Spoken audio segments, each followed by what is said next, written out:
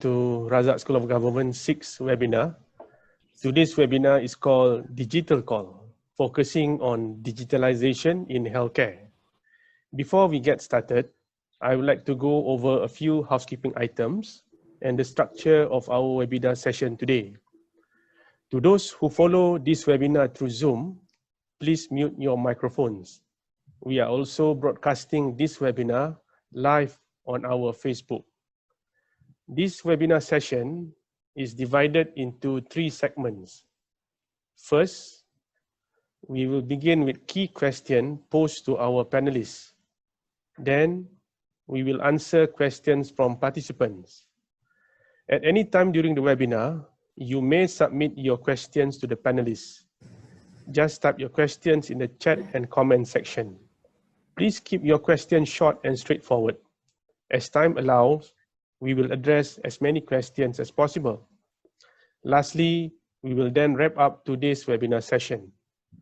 This webinar is recorded, and you will be able to access this recording via our Facebook and YouTube page. Without further ado, I would like to introduce our panelists.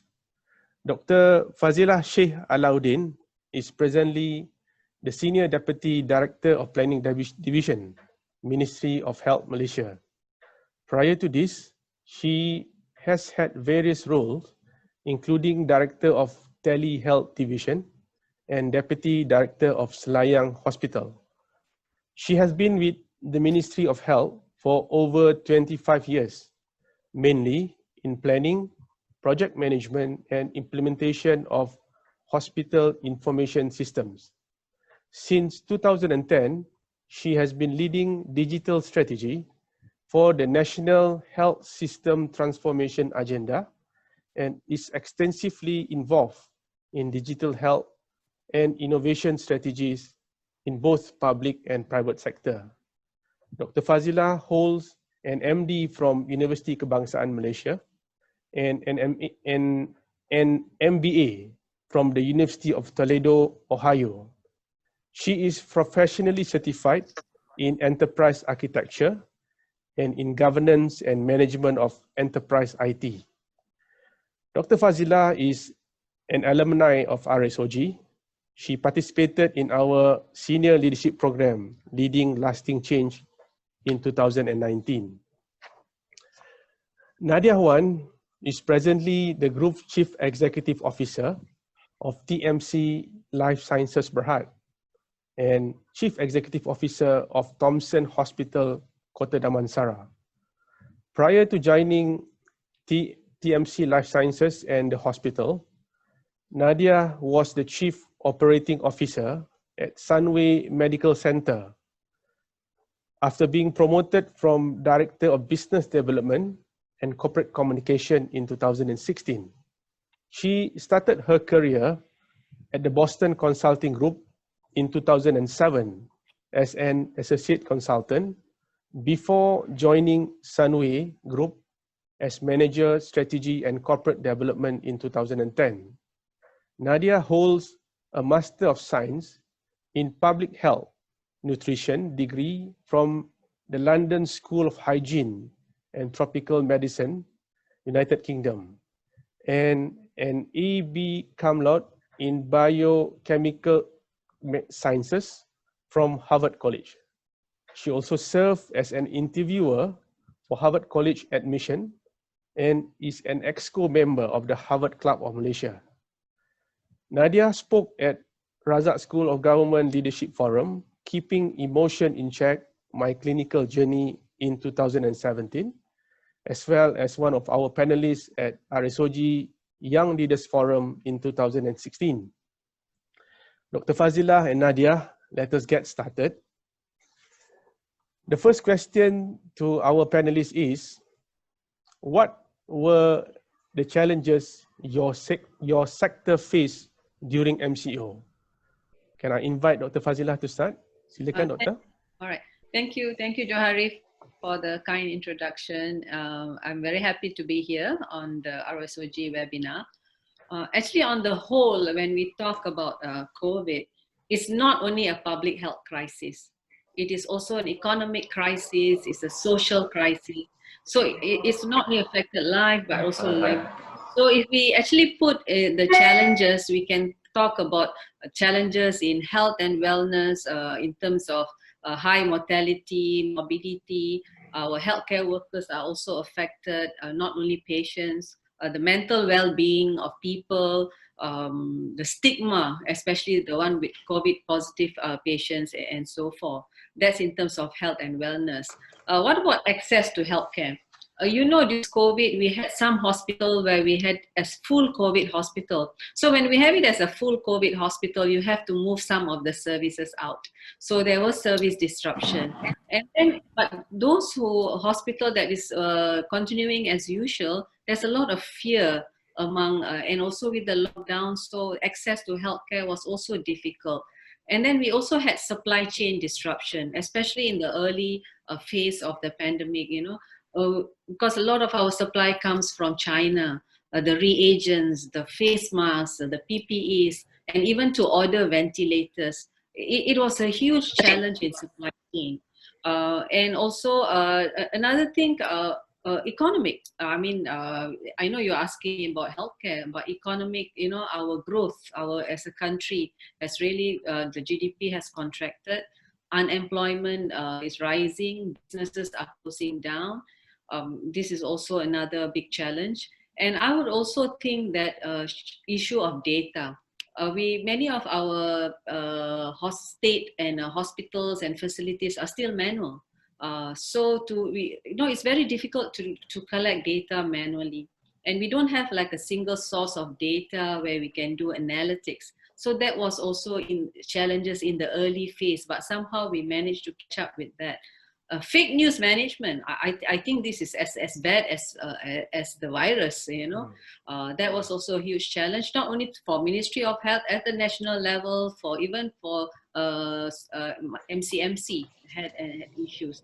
So basically, there are a lot of challenges, and you can go on and on. But these are some of the main ones which I have discussed today.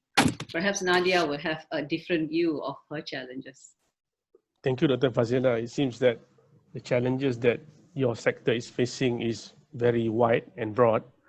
We would like to hear a response from Nadiah. Please, Nadiah. Yeah, Assalamualaikum, and thank you, the Razak School, for inviting me to speak. I'll speak more from the private healthcare perspective. Of course, immediately when we had the MCO, there was a constriction of movement, and patients could not reach the hospital in time. So we saw obviously our patient numbers drop dramatically. The second part was, I think that because the factories were closed or operating at half capacity, we had issues with getting supplies. And then we realized that actually it's also a globalization issue where many of our supplies came from China. And when China was closed for business, then we had a massive issue with getting supplies. And we also realized that we didn't have detailed enough systems to track each piece of PPE, for example. So it became very important for us to track exactly down to how many pieces of N95 masks that we have in a hospital, so that we were able to manage the supply and demand. And I think that this logistics of healthcare supplies is going to become a very important part, and it also becomes a matter of national interest and strategy as well. The third part was in terms of our employees, healthcare frontliners. The first thing that we were concerned about obviously was protecting their safety, infection control, giving them sufficient supplies to protect themselves, and also extending that coverage to family members. So we became very interested in, well, who are your family members? Who are you living with? Did they have any exposure to any known clusters? We had to expand the employee benefits to encourage their family members to come in for testing as well. Because to safeguard the entire hospital, we need to make sure that it's not just our employees who are covered, but the people who are around them as well. And we also had challenges in terms of border control and social distancing. As you know, I think the employee areas in healthcare institutions are often very cramped, like the surau, the pantry, and it becomes very difficult, especially for shift workers, where they have to grab a meal and all that and be crowded in. And I think there was also other issues like mental health and childcare as well. So when the daycare centers were closed, remember that in a hospital, as maybe I take example of my hospital, 80% of the employees are actually women. And then they are women of childbearing age and they have young children. And that was also a social issue that we had to deal with, which is why we quickly set up our own internal daycare center for employees as well, because we had to look into this issue. Thank you, Nadiah. We get the few factors that you share with us. But can I just add to Sure. Nadiah? The issue of daycare for childcare and so forth, I think it's not only disrupted health sector, I'm sure it has disrupted all sectors, even in the early phase when the government allowed for work from home. Many of them had to take care of their children at home because there was no school, there was no daycare, you know.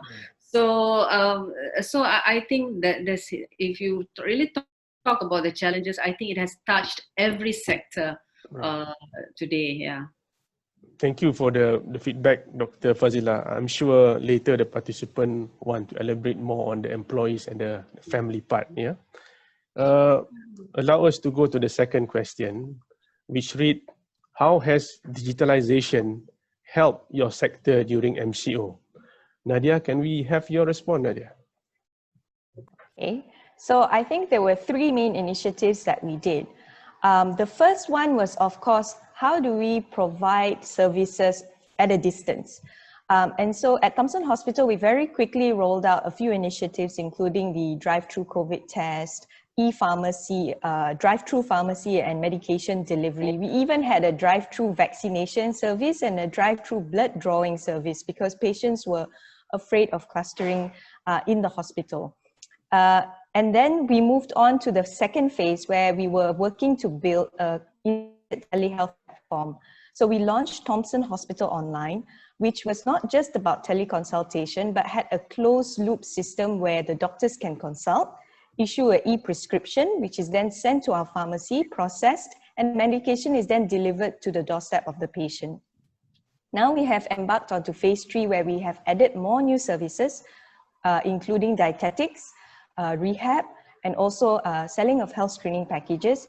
And even though the MCO has been relaxed now, we will continue to build onto this platform because we see that the acceptance for telehealth is increasing and people are becoming much more comfortable with e-commerce. And this is essentially what it is for us. The second part was work from home. We had to very quickly come up with home policies, ensure that our employees had access to internet, those who could, of course. The operations still had to come back to the hospital to work. But majority of us, we became very familiar with Zoom, with Microsoft Teams and how to run the meetings. And the third part was contact tracing. So we had to trace, because of the SOP, we had to record the temperature and trace not just our daily employees, the doctors, and also the visitors, the next of kin. And to do that manually in the beginning was very, very difficult. When the government launched MySejahtera became easier, and now we have integrated it into a system that records the temperature, and the employees have to make a health declaration every day before they come into work. So everything is seamlessly automated now, which saves a lot of manpower resources so that I can designate my nurses from the main entrance screening to back to into the wards, and also save a lot of paper as well. That's quite a number of initiatives that you mentioned, Nadiah, which not only help in improving the process, but also make people feel safe in undergoing the experience in the healthcare sector. Dr. Fazilah, would you like to share your experience? We are talking about digital use in technology use in COVID. I think it was actually an opportunity for digital transition. Every crisis, there's always an opportunity. So actually, it has accelerated the use of technology in a very short time. So our initiative, because we are looking at the ministerial level, at the public health level, our focus was on trying to get what technology can be used for community purposes, like for example, the app, the MySejahtera, Then we also have to think about strategic purposes for decision making. So a lot of dashboards was created, but also at the ground level where data is collected in contact tracing, case detection. So we develop data collection tools for our workers on the ground. So all this, some was we just leverage in whatever system we have, but some we developed new. But of course, we had a lot of support from other government agencies and also the industry. I think without the industry support, it was not possible. And then, like how Nadiah has mentioned, our hospitals have also moved into teleconsultations, virtual clinic. Again, in the early phase, we had support from all the platform providers, the companies, and to help us with this. And somehow this has now become a norm. Patients are very comfortable. So I think that is very important, you know, acceptance. And also we saw a rise in many new things. We were trying out robotics. We were doing artificial intelligence using our CT scan, and then we were talking about advanced printing. There were many who supported us with 3D printing for our PPE because we did not have enough supply. So you can see the entire spectrum of things that happen in the digital space, and of course work from home. The moment the government announced that our government service and public sector can work from home, then suddenly all these tools, you know, we some had to learn how to use Zoom and WebEx and so many things. Right. So I think this is actually it's a very good start moving towards our fourth industrial revolution. Right. Thank you, Dr. Fazilah. It seems that these digitalization efforts give way to a host of new tools, new way of doing things that people and must. I think adoption is now better. I think out there, I think everyone now knows how to use a QR code to check in into a restaurant or something, you know? Yeah. It seems that people picking up the new norms very fast, Correct, very fast. We will go to the third question, which reads, learning from this MCO, how do we move forward with digitalization in the healthcare sector? Silakan, Dr. Fazilah. Actually, what we saw during the 6 months, like I told you, it was just phenomenal and fantastic, and the use of digital technology. But there are some things that I'm very concerned is how are we able to continue this? How are we going to sustain this? We really need to have such new business model, and what is our behavior going to be when the pandemic is over? Are we still going to have the same attitude, or can we move at this speed? So these are the questions when, as a public in a public sector, that is going through my mind. So I think to move forward, we really need to address all the challenges, for example, from the perspective of the process, technology, our digital readiness, our infrastructure, our funding. I know we really need funding. So this to move forward, all this has to be addressed. And also deploying fast. Government procurement process can be long. So that is another thing. And also, I think more strategic partnership is very important. Our partnership with the university, with the private sector, and also the industry. So this is how I think moving forward can be. But at the same time, do not forget we have new technology. There may be ethical issues, safety issues, regulatory issues. So all these roadblocks has to be addressed, and then only we can move forward. So we are really hoping in RMK 12, which is going to be 2021 to 2025, digital trajectory, innovation, emerging technologies will really be hastened in in the health sector. Thank you, Dr. Fazilah. Nadiah, how do we move forward, Nadiah, from here?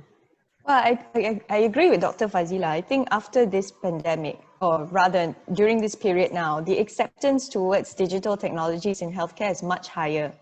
So it used to be a struggle to tell the doctors like we need to implement electronic medical records. But during the pandemic, they are asking when can we have electronic medical records, because nobody wants to touch the paper records because they don't know who has been touching the records, you see. And I think as leaders, we need to leverage on the crisis in order to make sure that we continue to push ahead with these changes, which we know are going to happen anyway, but it's just that the pandemic has accelerated many of our plans actually to incorporate more technology. I think what's important is that we also need to look at how we structure our data and also how we govern that data collection. So for example, one of the things that I really think is important that we as a country should look at is moving forward, what types of data do we collect? And it should be standardized. So I think the Ministry of Health has started this with contact tracing, but we also want to look at other types of data. We want to look at diagnosis data, we want to look at treatment data, we want to look at outcome data. And so having a good data structure and standardization and protocols is important, and also governance. As you know, many people were concerned about data privacy and protection, whether they should be disclosing all this information, who has access to that information. So that becomes very, very important. But I think what also this pandemic showed us was that there are a lot of companies out there in Malaysia who are very creative, who perhaps never considered healthcare before, but now they are realizing all the potential that there is. So for example, when we launched the drive-through COVID test, we were doing it manually over WhatsApp. And the first 3 days, we were just overwhelmed. And then there was this Malaysian company who approached us to say that we will build an app for you in 2 days, which will manage the registration, payment, and also the appointment for you. And they did it. They did it in 2 days. And they said, during this pandemic, we won't charge you. But of course, afterwards, if you want to continue, please pay for the maintenance, which was fine. But I think it really showed that we have the capacity in this country to do things digitally. And perhaps that there are also other companies out there who never considered health tech as an area, who may be more open. And the last part is actually on the communication. It's very important. And I think the ministry did a very good job in clearly communicating. And we in the private sector also had to communicate a lot about what are the things that we're doing to keep our patients safe. How do you use this telehealth? How do we safeguard your data? So I think communication is also very important, more important than pandemic, but obviously later on as well, to get the public's buy-in and engagement and support for us to continue. Well, sorry, talking about communication, I think during COVID, we used a lot of social media.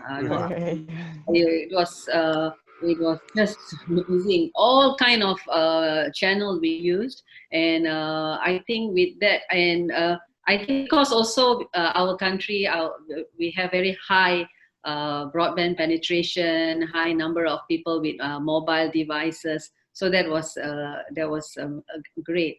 And also, I was also thinking, you were talking about electronic medical records. You are right. Many of our hospitals are still manual, our clinic, kesihatan, and so forth. So for everyone's information, we are moving towards doing the EMR project, the electronic medical record project.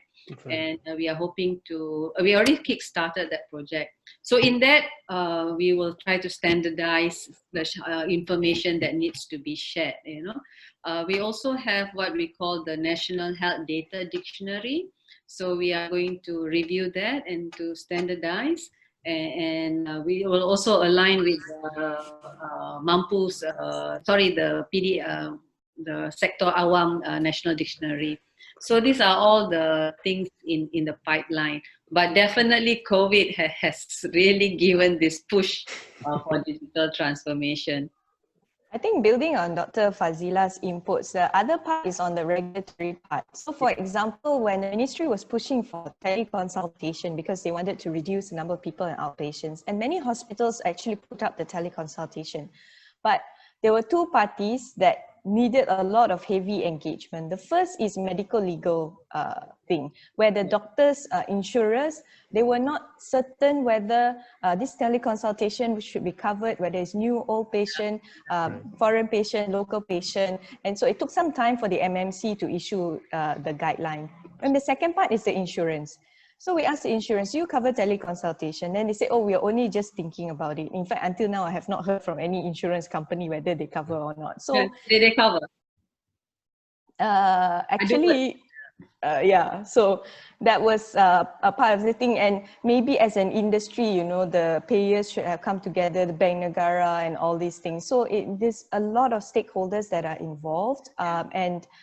The way we used to do things is a bit too slow sometimes. And during the pandemic, it really exposed where some of the shortcomings were. It appears that the main actor in this episode is people who comes in different role with their sets of behavior that to certain extent has helped we in managing the pandemic.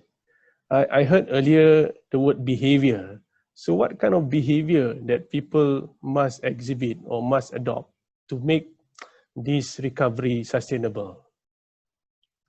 Well, if talking about behavior, I think actually if you really want digital transformation in the public sector, not only, I think what Nadiah says is correct. If it comes from the people wanting it.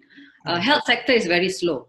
If you're talking about digital transformation. So people want, if you see, they want like a retail-like experience, you know, like how they order Grab food and Grab car and Lazada, you know. So the people wanting the same experience in health, you know, they are able to make order a flight ticket online, but why not health? So I think the customer's expectation is very different. And the pandemic again has really pushed this agenda. So I think this is coming from the people, and that will give actually the pressure for health sector to change or any other public sector to change because it's coming from the people. Yeah. Nadiah, your input on the behavior?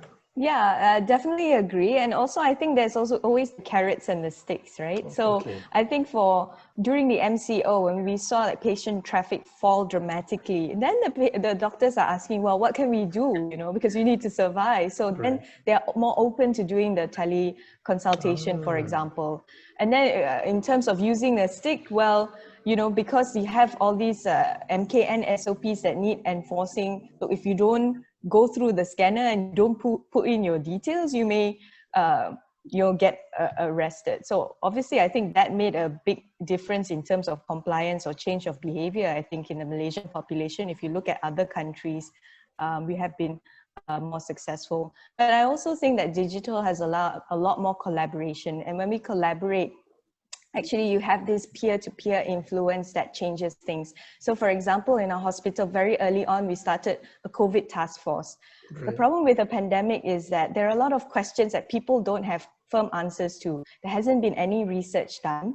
The experts themselves are still learning about it. And so people have to talk to each other more and come to a decision and make a decision based on any available information that they have at the present moment. Should this patient be admitted? The COVID test is negative, but it came from this area. Should we proceed with the surgery? All these conversations were happening all the time. And without technology, it's very difficult to have those conversations and continue with your normal work, right? Nobody has time to do in-person meetings and all that. So I think the collaboration was very important in making a change in the behavior as well.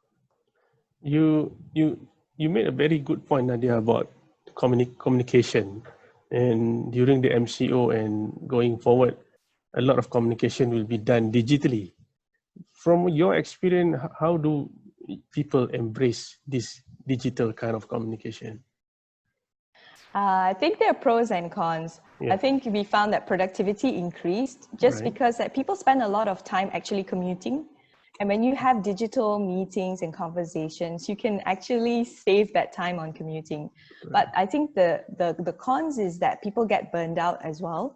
and you notice that the attention span will start to waver after some time. You don't know if people are actually paying attention because they may turn off the video and mute themselves, and they may actually be doing something else.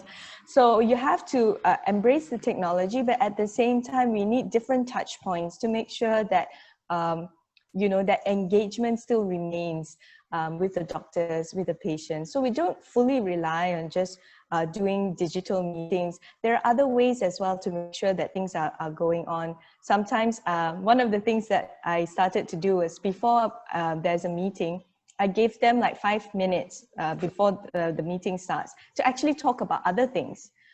Because, having a working relationship is not just talking about work, but if they don't have an informal platform to just share about what's happening in their lives, then the relationship kind of becomes looser. So this is one of the things where I say that it's 5 minutes time out in the beginning where you just talk about the normal things that you talk about around the water cooler, but because of digital technology, you lose that opportunity. Right. Thank you, Nadiah. What about Dr. Fazilah, your experience? I think communication is very important, and everybody wants to use the phone. Everybody wants to use WhatsApp, Right. And I think a lot, because everything was moving in such a speed that communicating through social media, WhatsApp, and it has been the most effective, so I think constant communication, especially if we are talking about to the community, to the society, to keep them updated. Constant communication with our stakeholders is very important. We even created, for the COVID alone, 9 WhatsApp group with different specialty, and also with the private sector. We have a WhatsApp group with the private hospitals. We have WhatsApp group with the university hospitals and Angkatan Tentera, because all this, the information has to trickle down in this pandemic. So communication is, I think, is the key in any disaster, in any pandemic, or any outbreak situation. Yeah. Dr. Fazilah and Nadiah, we have started to receive questions from our participant. I read the question from Liz. In 2017, the NHS was hit by WannaCry cyber attack. As our medical community moves more toward digitalization, how do you mitigate this risk of data breaches? Well, data breaches and hacking in the health sector is also increasing lately. There was also a huge case in Singapore and also a few cases in Malaysia. But I mean, privacy, security, and confidentiality is all very important in health sector. So of course we follow strict guidelines. Security guidelines, especially as a public sector, we follow Mampu's guideline. And for health, we also have other guidelines globally, like HIPAA and others. And then of course we have the PPA. So in terms of systems, there are security at every level, from the beginning, from the front end to the back end. We do our best to make sure it's secure, but again, attacks do happen, and we just have to ensure that we mitigate the risks and how to improve that it does not happen again. So yeah, so that is my take on this question. What about Nadiah? I think for us, like data privacy and IT security is becoming such a big focus area now that it goes beyond just one or two IT or IT security specialists in your team. So for us, actually, we think that in the past, we used to believe that the data needs to be stored physically on the premise of the hospital, and that's the best way to secure it. But that's kind of an old way of thinking, really. And we're looking towards moving to the future. You have big giants like Microsoft Azure, Amazon, AWS, who obviously have a lot more resources, technical capability to continuously work on securing your data. So I think this moving to the cloud is going to be a big thing. And I liken it to a bit like music.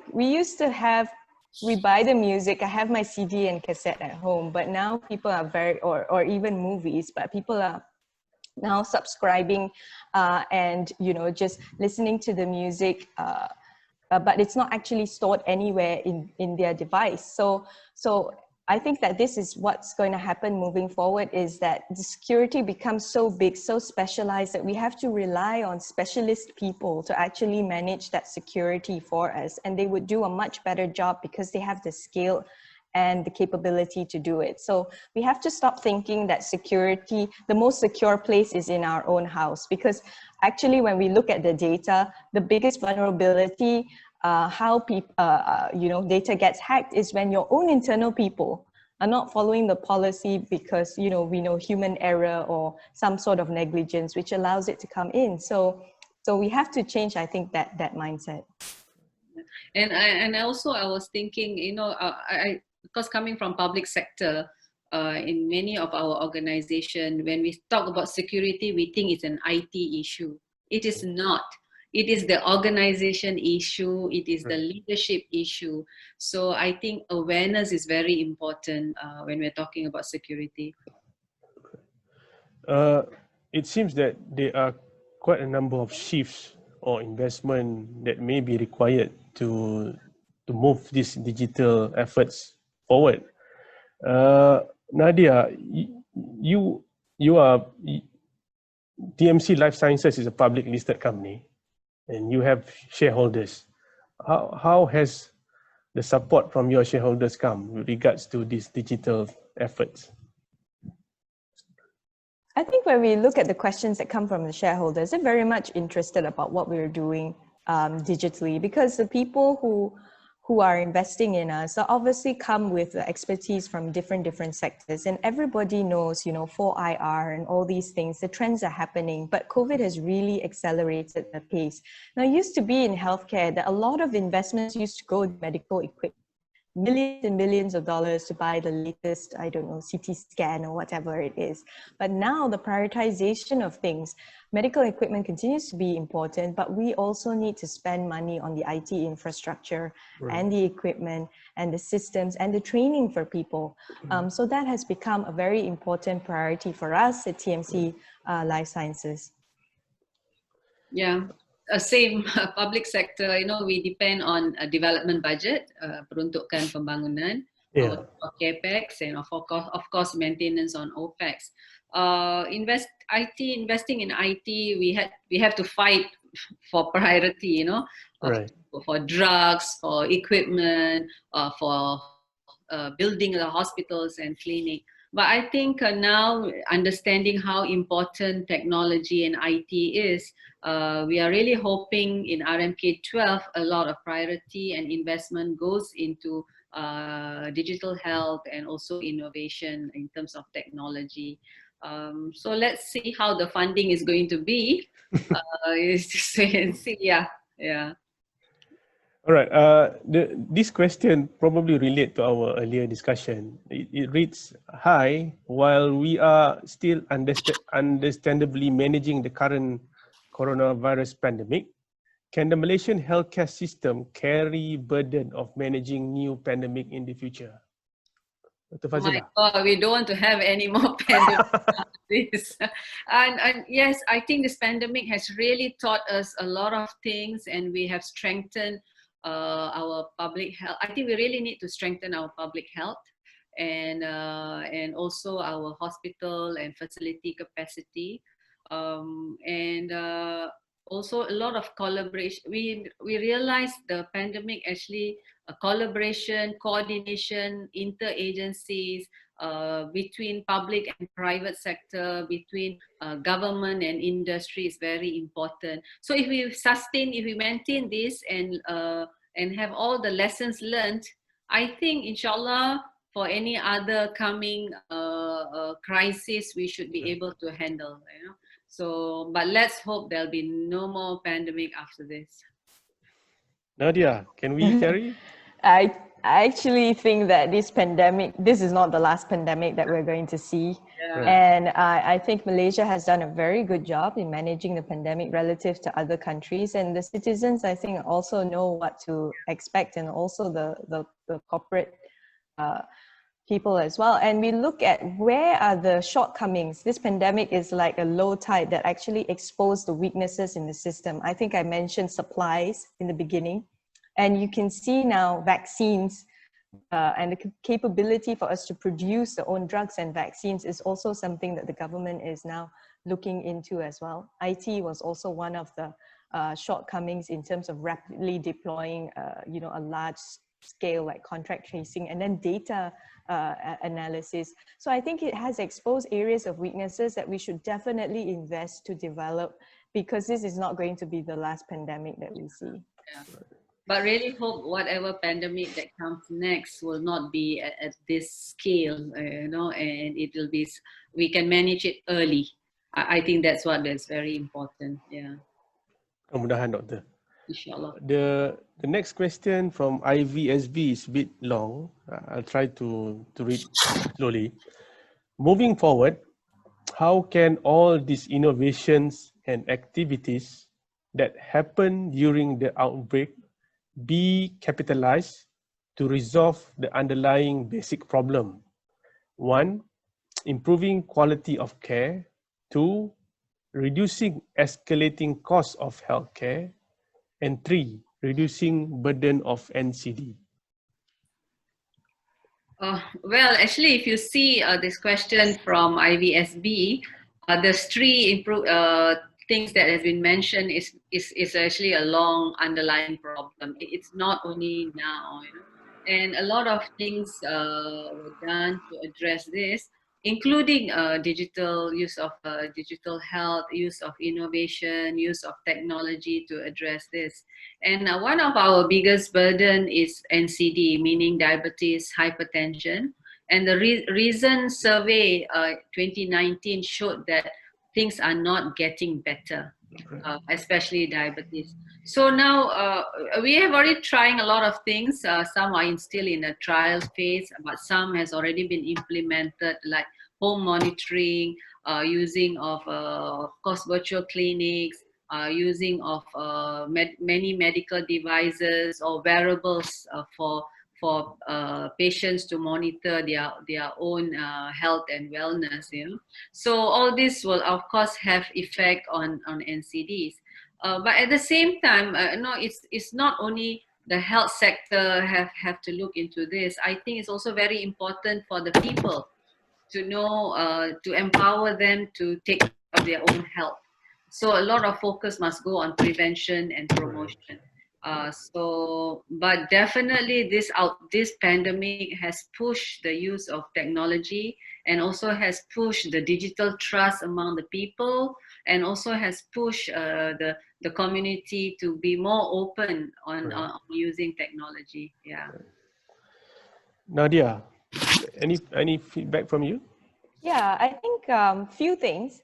Number one, I think we can optimize resources to enable the quality of care. For example, like when we launched our IVF package with dietetic services, we put the dietetic consultations on a teleconsultation platform. So the dietitians could see the inpatients, and then they do the teleconsults with our IVF outpatients after office hours or during the weekends. So we know in healthcare we have a constraint of resources, especially skilled professionals. And so with this digital technology, you can actually optimize your resources and hopefully reach out to more people or provide more services, because the technology expands your reach. The second one is on value-based care. If you're talking about escalating cost of healthcare, I think that a lot of technology and data is required for us to analyze, to know, are we giving the right treatment to the right people at the right cost, and whether the outcomes are commensurate with that. And so the implementation of EMR, looking at the data structure, the coding, how we code these diagnoses, these treatments, can we give people a more accurate estimation of the healthcare costs when they come in? And if we tell them, if you don't take care of your diabetes, this is going to be the expected cost you're going to pay, versus you just complying to your medication regime Right. now. So that transparency, that data, those numbers are important. The third one is on monitoring. When we talk about NCDs, it's really about continuous monitoring because it is a lifestyle related disease. And people are a lot more open now to sharing their personal data. I mean, the reality is they have to check in every time. And you can use that data. This person went from A, B, C, means that they are moving about versus this person who doesn't seem to be leaving the house at all. Maybe someone should go and check in on them. Geolocation data, a lot of other data sources that we can actually use to help us manage and combat NCDs. And the fourth part is communication. Again, with health, there's a lot of information, disinformation, and I think the use of social media, the communication channels that are being used, video, graphics, things like that, very important to educate the public about how they can take care of their health, because that is the most important thing. They need to be accountable for their own health status and help us to actually ensure that they lead healthier, better quality lives for longer. Actually, Nadiah, sorry, just continuing on what Nadiah said. NCD or non-communicable disease, a lot of it is lifestyle. So I think it's very important to address lifestyle issues, and so that, because NCD will further cause high burden of to the country, to the health sector, escalate the cost. So everything is a vicious cycle, So everything now is back to the people, how to maintain their health. That's very insightful feedback that Nadiah and Dr. Fazilah gave, especially on how technology can help to make estimation on cost. But having said so, we need an ongoing proactive measures from people as well. Yeah, but at the same time, I'm also concerned that whatever technology we use, we must not further have that digital divide, between the urban and the rural. Some rural areas may not have connectivity or broadband connection. So this must not further divide rural and urban, or the rich and the poor. So it must be done in balance. So all for society, the entire society benefits from technology. Yeah, I definitely agree with that. And it's not just the digital divide. I think like even during MCO, you realize that some people, they don't have the benefit of space. Like you ask them to work from home, they don't actually have a space for themselves. Or you tell them you can't go out, but you have like 15 people stuck in one small flat and no urban spaces for them to actually go out. So urban planning, there's so many things I think that were exposed by pandemics. And if our policymakers are paying attention, actually it helps to actually really highlight what should be our priorities moving forward. Even during pandemic, I even had some, especially pegawai yang daripada sokongan, who can't work from home because they don't have a computer at home. So these are the things that needs to be thought of. I'm sure many of our participants today are government officers who involve quite extensively in policy making. That should be a good input to our participant to consider many factors with regards to this digitalization. I want to read question from Irfa that reads, how can we increase or at least sustain the adoption of telehealth post RMCO? Nadiah, you want to take that question? Okay, I think the first thing is that the stakeholders themselves need to think of this as a long-term initiative and not a stopgap measure for the pandemic. So a lot of hospitals, we came up with teleconsultation platforms very quickly, but there was no, well, I don't know whether there is or not, but we definitely had a strategy and a long-term plan to see how this platform will be developed later on to actually integrate with our operations, and not something that we are just doing because of this pandemic and later on we just drop it and hopefully things go back to normal. So I think that mindset change is definitely very important, and making it part of your strategy and your priority. So like what I elaborated earlier, having a phased approach, be very clear about what you're testing out, and then when it works, then you can look at the next phase and the next phase. Because if we look at other industries, we know it's going to happen to healthcare. Look at what happened to the e-commerce. I think during the pandemic, it went up like thousands of %. And this change in consumer behavior is not going to be isolated from healthcare, because we are still addressing the same customers. They will still have the same preferences. They will still have the same needs. And if we in healthcare, we ignore that, that is to our detriment. Silakan, Doktor. Yeah, adding to that, yes, I agree. I think it has to be a long-term strategy. It's not a short gap measure. Right. And also, so we also have started how to scale up virtual clinics nationwide. And of course, we have to strategize it and then include it as part of the service. You know, it's not something is done just because of COVID. This is going to be the new norm. You know, a virtual clinic is going to be a new norm. Right. Uberization of healthcare is going to be a new norm. Right. So, but I think what's important is there must be funding, there must be a new business model, and how to sustain this is very important. Yeah, the different stakeholders as well, like MMC, yes. The courts, our legals, the Telemedicine Act, I think is going to be finally discussed and put through Parliament, and you know, the insurance, the financing. So all of these, they're very, very important.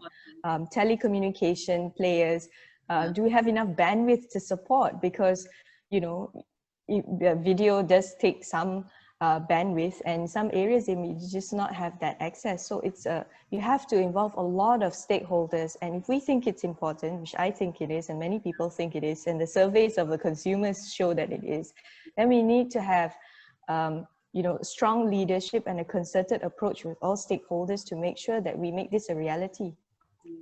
Can we come back to the word mindset said earlier? What kind of mindsets, especially in organization, that is required to embrace these digital efforts, Nadiah? So I think Dr. Fazilah mentioned it quite correctly. It's not an IT responsibility. It is core to the organization strategy. Right. Every level of the leadership needs to be involved and not just make it into like an IT thing. It's not an IT thing. Actually, IT is just an enabler for you to achieve your strategic goals. So that must be made very, very clear in terms of who is accountable for driving the project, who gets the money to implement this. So at our organization, it is not really so much IT. IT is there as a key person, but there's always someone from the operations who has to be at least jointly responsible, if not leading it. Yes, I did totally agree to that. Digital leadership is very important, especially us in public sector. In fact, if you go for Mampu meeting, yang selalu datang orang IT. No, it's wrong. Right. Technology, IT and technology is not an IT project. It's all about business transformation, you know. So the organization, the management, the leadership must be involved in this. So that is what we mean by mindset. Dr. Fazilah, if you can share with the participants some practical tips on how do we gain such mindset, how to get that kind of mindset. I think what's important is the skill.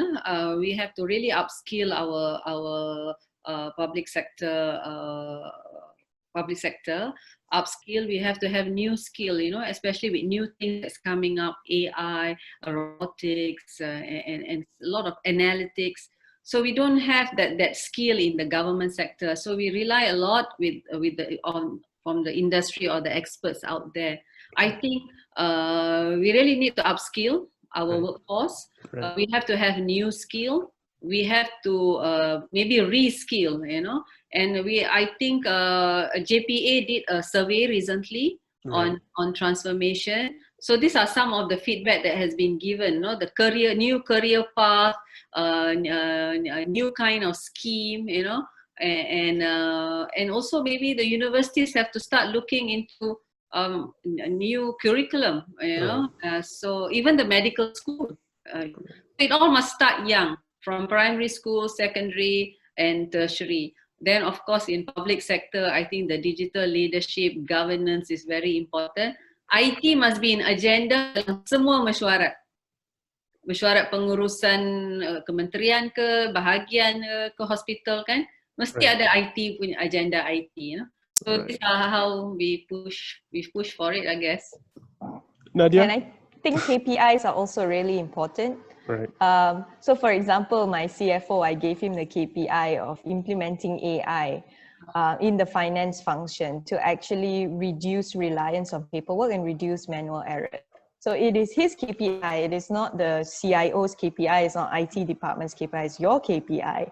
And so I think that obviously in an organization does a lot to actually incentivize and drive the kind of behavior that we want.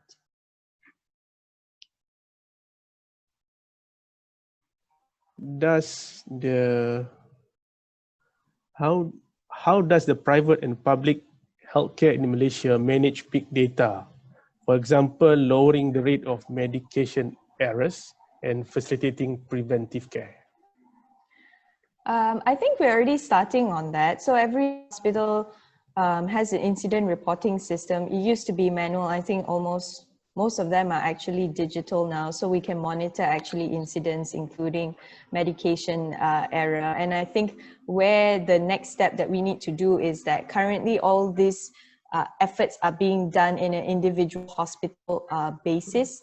And then sooner or later, we need to have a governance or a data structure that allows us to analyze it at the big data level. What kind of data do we need? What are the fields that need to be anonymous and which ones should be disclosed, ideally to a third party who would then be able to collect data from both public and private hospitals to do that necessary analysis, produce benchmarks, and tell people how.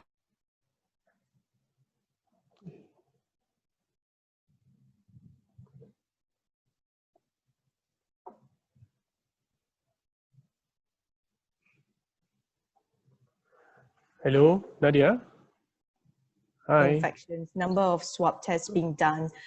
So this is actually one example, and it was a collaborative approach. And we need to consistently do this to cover all the areas that are important in healthcare, whether it's medication errors or surgeries. In terms of facilitating preventive care, also very important. If we can show the insurance companies that actually coverage for preventive care will reduce the total amount of payout that they need to pay at the end because people develop NCDs later and they have fewer complications. If we had that data, then I think we would make a strong case for them to cover for more preventive care, which means that maybe people will be more open to doing preventive measures, because currently only hospitalization is covered when you have your medical card, you see. So I think that's where the data actually comes in, is that if we can show at a population level, because data sets that are individual or even just based on a small thing may not show the patterns or show a convincing argument about why or what are the things that we need to do, or give us insights about what are the interventions that may be required to actually address these issues like medication errors and preventive care. Well said, Nadiah. Dr. Fazilah? Yeah, same. I think we big data at hospital level, especially those who have hospital information system or EMR, can do a lot of analytics. But we also have the Malaysia Health Data Warehouse, where we do analytics to population data and data from all the hospitals, including university hospitals, defense, and also the private hospitals. Big data, but again, to do big data, you must have the data. So to have the data, you must make sure our facility is all, have some systems. So yeah, this is already an ongoing effort, but I just have to further enhance it and strengthen it for decision making and policy making and strategy. Yeah.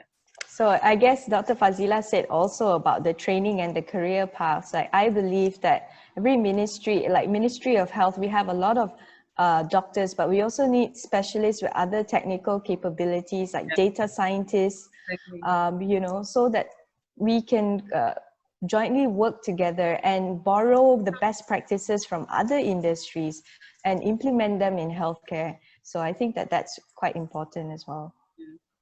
One of my tip will be for those who are here from the public sector is you must attend conferences that is not related to you, that is not related to health sector, you know, because you will learn that how other sectors are moving very fast. That's how we learn, you know.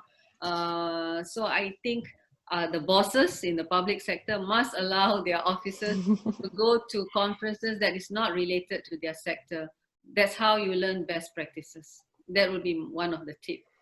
That is why they send you to Razak School of Government, Dr. Fazilah. We have come to the end of today's session. I wish we could continue discussing the questions that's come in, but we are nearing our end of the program. Dr. Fazilah, can you offer some parting words before we end? So I really hope moving forward in RMK 12, we can see a lot of change in digital transformation, not only for the health sector, but for the public sector overall and for the country. And we can also meet expectation of people out there for the health sector. Thank you.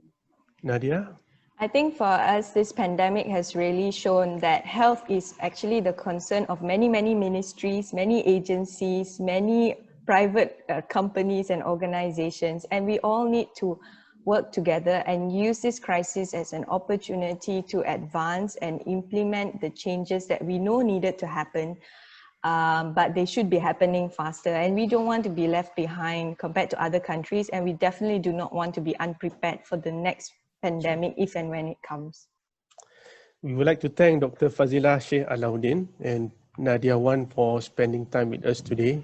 It has been a very enlightening and insightful discussion that we had. Dr. Fazilah, Nadiah, we wish you good health. Thank you. So you can continue with the good work that you have contributed to the country. We also thank the participants for taking part.